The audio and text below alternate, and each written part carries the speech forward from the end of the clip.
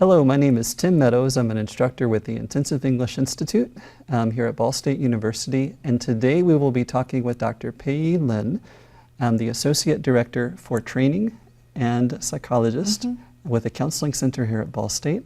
Good morning, Dr. Lin. Good morning. Nice to be here. Today we'll be talking about culture shock, and I'm curious, first of all, what is culture shock? Culture shock is the experience that when someone moves to a new place or moving to a new countries, the way they used to respond to the demands of living is not working in this new environment anymore. So people could experience some kind of feel confused, sad, worries all the time, and disoriented, and feel very disconnected with their family, home countries, and feel very isolated.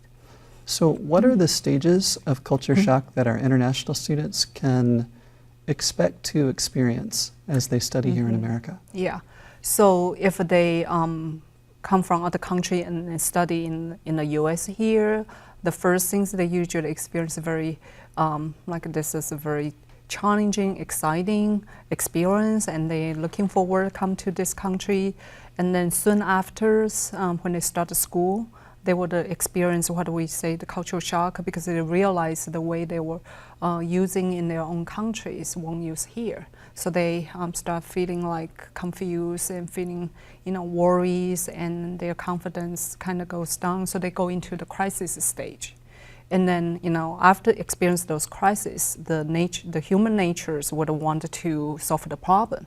They would want to find the resources, deal with the issues, and so they go into the adjustment stage. And after they are able to learn some new skill to dealing with the problems, they pass that adjustment, they well around it, they are able to handle their life, and they have a stable psychological mind to handle all this stress. They go into the acceptance stage. And then after they finish their school, they decide to go back to their country. And this time, they usually experience another kind of a cultural shock. They move to the last stage we call re-entry cultural shock, because they become a totally different persons, but they go back to the country they were coming from before, and so they experience like new adjustment again. And so they have a re-entry cultural shock. So the 5 stage will be excitement, crisis, adjustment, acceptance, and re-entry. And what can the students do, and what can faculty do with the Intensive English Institute to help students cope with the symptoms of culture shock? And so what can the students themselves do, but also what can faculty do to assist them?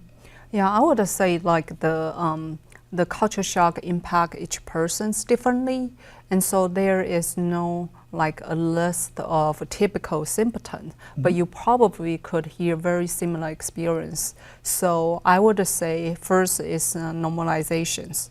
Encourage students and to talk to other international students. And then people usually think about what I'm experiencing is only me, so must I have a problem? So encourage them to talk to other people so they realize, oh, everybody experiences a similar thing, we just use a different way to express, but we all go through a similar stage and feel confused, feel losing confidence, and those are normal. So that would be the first thing. The second thing is, I would say, especially teacher or faculty could encourage students to be open-minded. Because when you move from one country to another country, you do need to learn new culture. You do need to learn new rules. You actually really need to learn new skills to help you deal with the new problem you encounter now. It's not about whether you are competent or you are good students or not. It's nothing to do with that. It's about the new skill. It's a life experience that require you learn new coping strategy, studying skill, life skill in order to deal with that. So encourage them open-minded.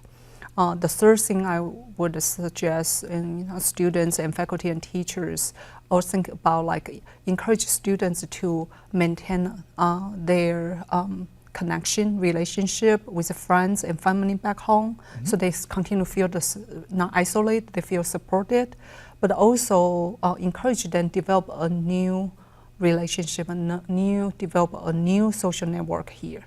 Because they're living here, they need to have friends here, they need to have a support here, they need to have people they can go to and talk. And so no matter they are international students or they are domestic students, both are good. So encourage them to develop that. And if those things are not helping, and then continually you observe students feel sad, feel anxious, and then I would suggest maybe encourage students to talk to the professional counselors at the counseling center here, and so they will be able to learn some new ways to deal with the issue quickly. So Dr. Lin, thank you for talking with us today. Sure, I'm glad to be here.